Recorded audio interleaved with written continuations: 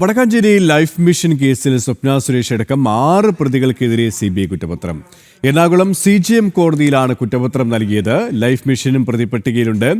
FCRA ലംഘനത്തിനാണ് case. വിശദാംശങ്ങൾ നൽകാൻ ജിജീഷ് കരുണാകരൻ കൊച്ചിയിൽ നിന്നും ചേരുകയാണ്. Jijeesh, good morning. വിവാദമായ ഒരു കേസാണ്. ആ കേസിലാണ് ഇപ്പോൾ കുറ്റപത്രം സമർപ്പിച്ചിരിക്കുന്നത്. ആരൊക്കെയാണ് പ്രധാനമായും കുറ്റപത്രത്തിലുള്ളത്? മറ്റു വിവരങ്ങളും.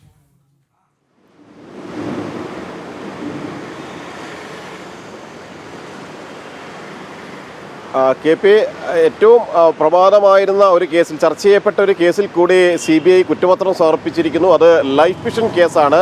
സ്വർണ്ണക്കടത്ത് കേസിൻ്റെ അനുബന്ധമായിട്ടാണ് ഈ കേസിൻ്റെ വിവരങ്ങൾ, ലൈഫ് മിഷൻ കരാർ ക്രമക്കേടിൻ്റെ വിവരങ്ങൾ അന്ന് പുറത്തു വന്നത്.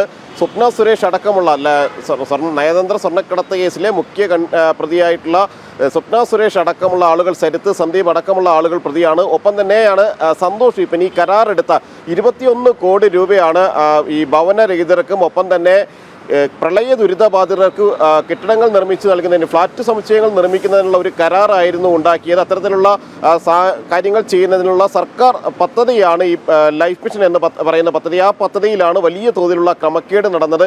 ഈ ഫ്ലാറ്റ് സമുച്ചയ നിർമ്മാണത്തിന് 21 കോടി രൂപ UAE റെഡ് ക്രസന്റ് എന്ന സ്ഥാപനമാണ് നൽകാമെന്ന് പറഞ്ഞിരുന്നത്, നൽകുകയും ചെയ്തിരുന്നത്. അങ്ങനെ 21 കോടി രൂപ ലഭിച്ചു.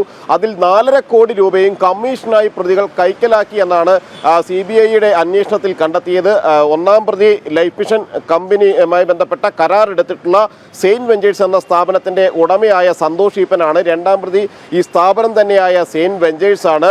അങ്ങനെ 6 പ്രതികളെ ഉൾപ്പെടുത്തിക്കൊണ്ടാണ് ഇപ്പോൾ CBI എറണാകുളം CJM കോടതിയിൽ കുറ്റപത്രം സമർപ്പിച്ചിരിക്കുന്നത്.